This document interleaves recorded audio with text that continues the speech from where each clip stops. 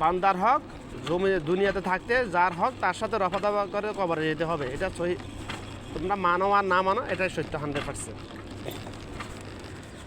আমি আবার বলছি, বান্দার কোনো হক আল্লাহ পাক মাফ করবে না। আল্লাহ পাকের যে কোনো হক শিরিক ব্যতীত যে কোনো হক আল্লাহ পাক মাফ চাইলে মাফ করে দিবে, না চাইলেও হয়তো আল্লাহ পাক মাফ করে দিতে পারে। যেহেতু আল্লাহ পাক রাব্বুল আলামিন, রহমাতুল আলামিন, আল্লাহ পাকের রহমত, আল্লাহ পাকের ভালোবাসা বান্দার প্রতি, ভালোবাসা শুধু এক ভাগ দুনিয়াতে দিছে মানুষের মধ্যে, পশু পাখিদের মধ্যে। এক ভাগ দিয়ে যদি এরকম হয় তাহলে আল্লাহ পাকের ভালোবাসা কেমন হতে পারে? এই জন্য বান্দার হক ব্যতীত আল্লাহ যাবতীয় হক, যদি শিরিক না থাকে, শিরিক আল্লাহ পাক মাফ করবে না। যদি মালাকুল মউত সামনে আসার আগে যদি তার তৌফিক না হয় তওবা করার, তওবার অর্থ নিয়ে কথা বলতে গেলে অন্য দিকে চলে যাবে, বললাম না। যাবতীয় শিরিক ব্যতীত যাবতীয় অন্য যে কোনো গুনাহ যদি বান্দার হক না হয় আল্লাহ পাক চাইলে মাফ করে দিতে পারে। আল্লাহ পাক কারো কোনো ইখতিয়ার না আল্লাহ পাককে জিজ্ঞাসা করে তুমি কেন ওকে কেন মাফ করলে, আমাকে কেন মাফ করতে চাই, এরকম কারো ইখতিয়ার না এটা বলার।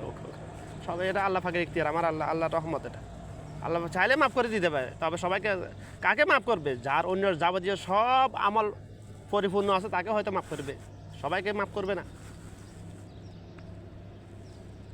যারা জাহেল, আলেম সুরতে জাহেল, ধর্ম ব্যবসায়ী, তাদেরকে কি মাফ করবে? মাফ করবে না। যারা সাধারণ মানুষ, যারা গুনাহকে গুনাহ মনে করতেছে না, যারা মুসলমান হইতেছে না, আল্লাহ পাক বলছে তোমরা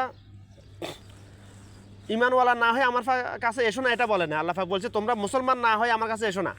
ইমানওয়ালার অর্থ হলো যে ওইদিকে গেলাম না আমি, তো গীবত তদরূপ হক। যেরকম আমি যদি কারো সম্পদ, কোনো এতিমের হক, আমি কিংবা আমার কোনো এক ভাইয়ের হক সম্পদ যদি আমি ক্ষমতার অপব্যবহার করে ঘায়ে জোরে যদি সম্পদ লুণ্ঠন করে, আত্মসাৎ করে, যদি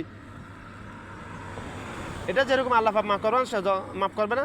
যার হক সম্পদ সে তো মাফ করবে না, এটা চিরসত্য, কোনো অবস্থায় মাফ করবে না। এটা এরকম লোক কজন আছে ফেরেশতা দুনিয়াতে?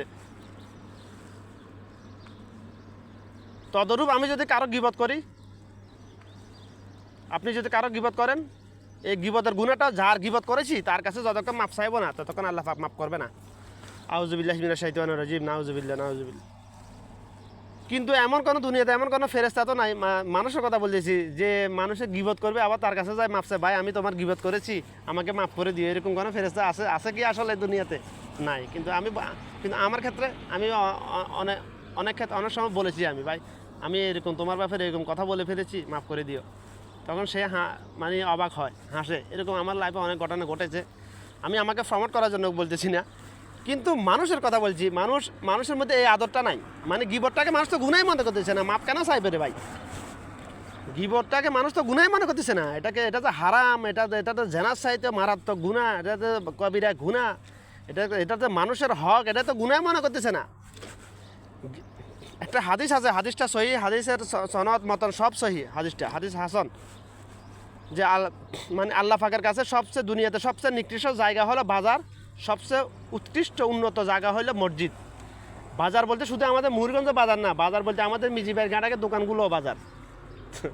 বাজার বলতে আবার অনেকে বলছে আমি তো বাজারে এত বেশি যাই না, মিজিবের ঘাটাকে দোকানে না, চা দোকানে যাই না, বসে থাকি না। বাজার বলতে মুরগঞ্জ বাজার দোকান না, মুরগঞ্জ বাজার আমাদের দেশে যেরকম বাজার আছে ওইরকম বাজার তো আরব গালফের কোথাও নাই। এখানে সব আলাদা আলাদা ব্রোহা মহল করলো, যার যে কোনো বাড়ির সামনে চায়ের দোকানটাই বাজার। তো গীবত হয় কোথায় বেশি? পুরুষ দ্বারা গীবত হয় কোথায় বেশি? চায়ের দোকানে। মেয়ে লোকের দ্বারা গীবত হয় কোথায় বেশি? ঘরের ভিতরে। গীবত হারামের অনেকগুলো কারণ আছে।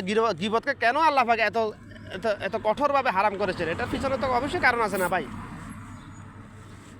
যে কোরআন হাদিসে অ্যানালাইসিস করে আমি যেটা বুঝতে ফেলাম আমি, যে কথা